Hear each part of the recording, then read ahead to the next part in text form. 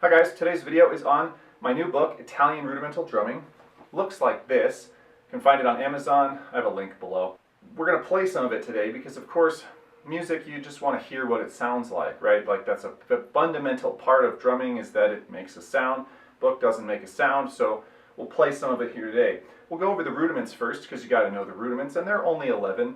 The first one is a colpo di bacchetta, which is just a single stroke. I don't think we need to really play that. The second one is a trow. A trow is like an open flam or a charge stroke as far as I can tell, which is pretty common in other types of European drumming, but not so much in American. It's a flam, but it's too wide to be a flam, so it's its own thing. It's kind of like, instead of a normal flam, which is number 3 on the list, it's called plow, like that. Well, a trow is wider. There's a separate rudiment for each.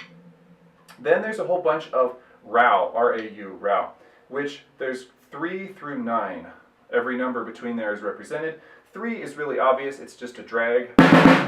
But then 4 is kind of interesting. It's a flammed 3-stroke rough. The official description in the book is as such. It is 2 strokes of the plow, so a flam, successively a stroke of the left, and then one of the right, the latter louder. So it is a flam, and then 2 single strokes. And the last one is accented, is more or less what I interpret that to mean. So, like that, a flammed 3-stroke rough.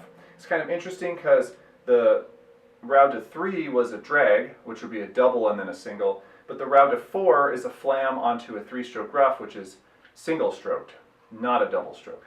Kind of an oddball choice, but as far as I can tell, that's how the description makes it sound.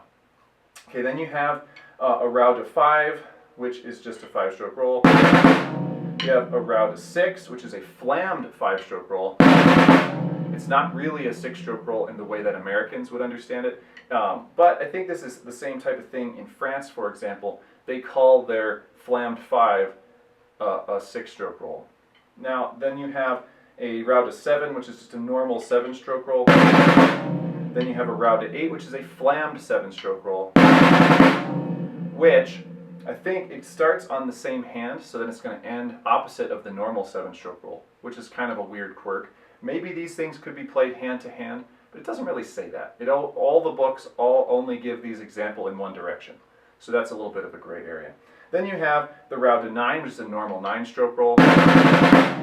And then you have the rouleau, which is a long roll of indeterminate length. It could be sort of any number of different things, including in some cases many whole notes sort of tied together. So of course, once you know the rudiments, you have to play some music with them, right? So we're going to go through the first 5 signals in the standard set of field signals. And I say standard, it changes over time, but this is like the meat of them from the middle of the 19th century, how it would have been standard in most of the manuals. There are some early ones and some late ones with a different set, but this is like the bulk of it. This is the standard normal one usually. This is number 1, Passo di Scuola.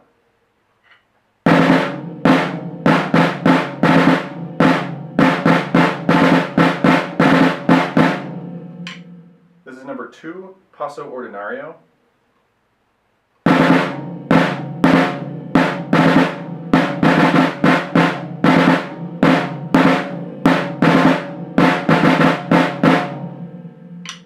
This is number 3, Passo di Carica. It is short. It is mostly made of trow and row to 6.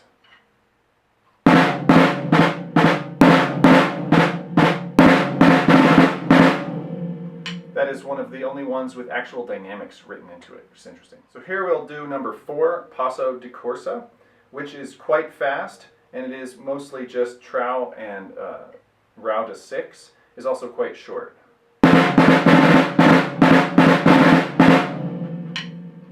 That's it, solving. So here is number 5, La Generale or Generale. This one is basically the general from the British or American duty, which are roughly the same thing.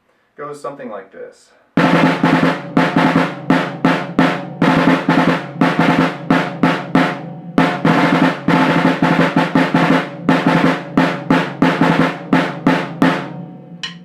Now if you're watching this video, I assume you're interested in rudimental drumming in general, and so I think you should probably be interested in practicing your rudiments.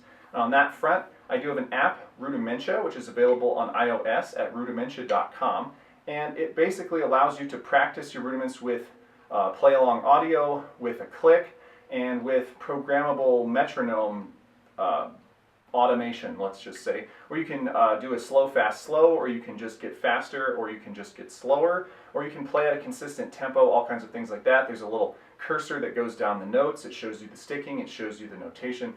There's really nothing else like it. So if you want to practice normal rudiments, not so much Italian ones, but normal rudiments, and including hybrids, with all of these features, rudimental.com. So that's about it for this video. If you'd like to see the whole duty, including an entirely separate barracks duty of 19 different signals that were not any of the ones that I played, Italian Rudimental Drumming on Amazon, again, link below.